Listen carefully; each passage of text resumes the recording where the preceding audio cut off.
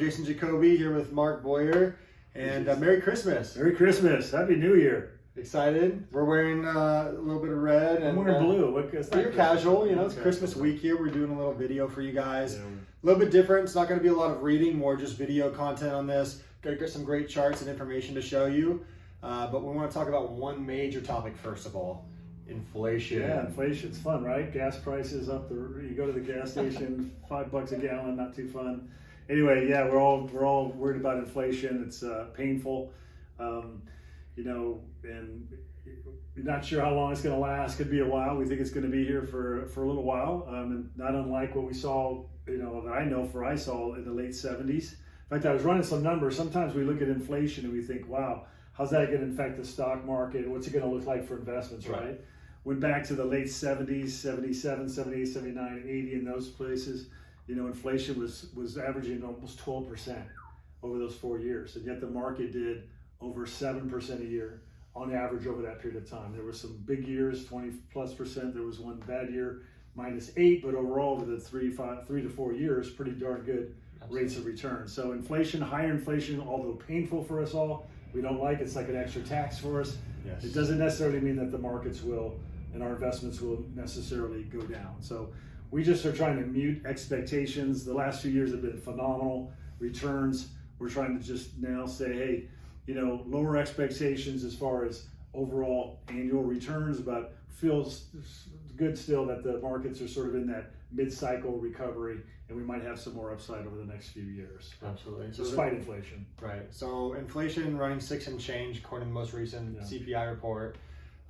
But we think probably closer to 10. They might have underreported that number, especially with the increase in the cost of goods, gas, because of unemployment, to firings, people being laid off, to supply chains. That's kind of been the big storyline. Yeah. So what are some of the rundowns? I mean, I know you talked about 7% year over year.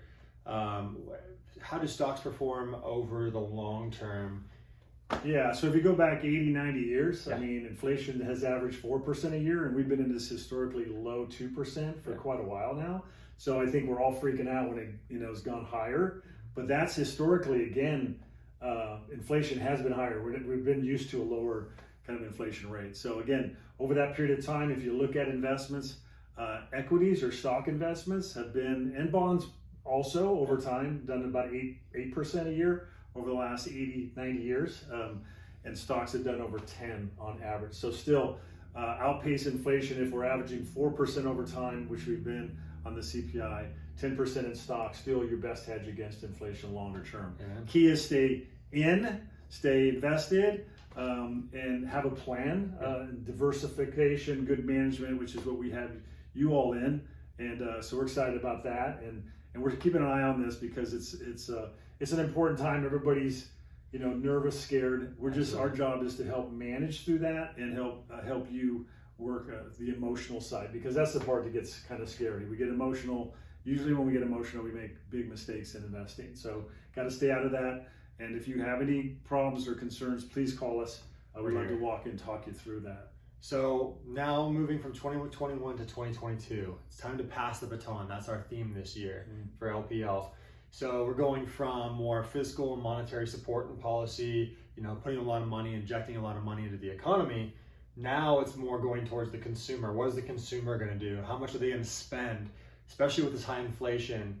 And what does that spell for the next year, do you think?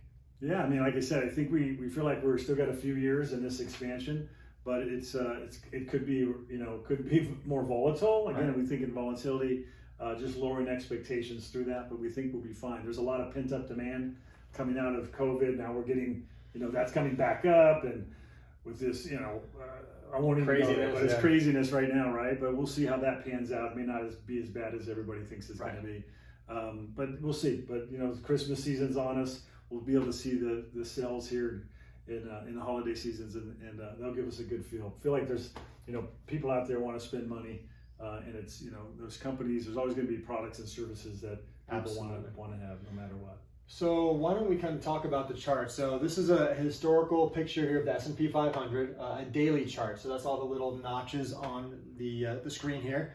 Mark is going to kind of go over kind of what we've been through, what this end trend looks like and what we're going to see kind of moving into 2022. Yeah, so this is a daily chart, S&P 500 going back about a year and a half. You see it's been a pretty solid move on the way up.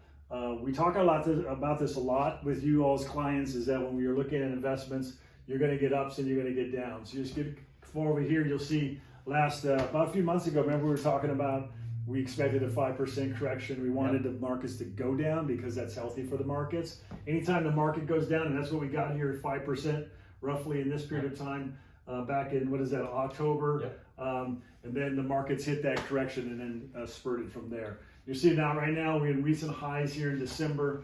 Things were very positive. We've gotten some pullbacks to the 200 average here, and then we're right there at those moving averages and kind of going sideways, which we expect, and we feel like the end of this year will probably stay in this range right now into the close. So we've had a solid year. In the equity markets, bond markets, not as solid as far as returns, but they're not always there for returns. They're there for stability in a market because we don't know. And so in our portfolios, that's why we have them there. So let's stay diversified, balanced.